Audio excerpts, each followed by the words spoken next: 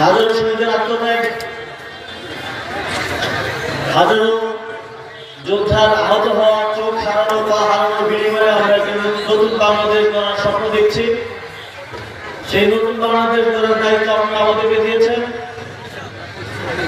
আমরা সেই দায়িত্ব পালনের কাজ করছি। আমরা দেখেছি বিগত সময়গুলোতে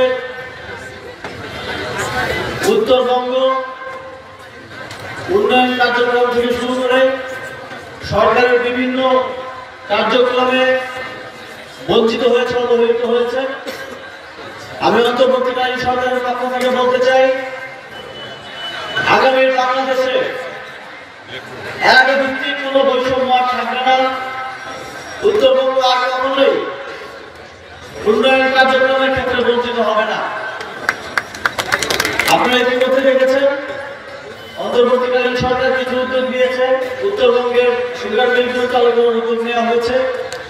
উত্তরবঙ্গে কৃষি ভিত্তিক শিল্পের বিকাশ ঘটানোর জন্য সরকার কাজ করে যাচ্ছে এবং স্থানীয় সরকার পল্লী উন্নয়ন সমবায় মন্ত্রণালয় থেকে উত্তরবঙ্গের উপজেলা পরিষদ, পৌরসভা এবং বিভিন্ন প্রকল্পে বরাদ্দ বৃদ্ধির জন্য আমরা কাজ করছি।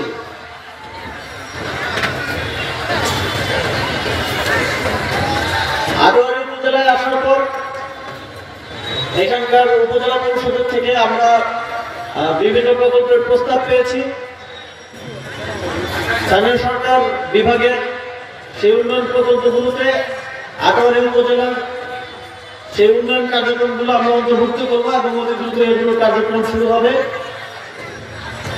এবং সারা দেশে বিভিন্ন উপজেলায় আমাদের যুব ক্রীড়া মন্ত্রণালয় থেকে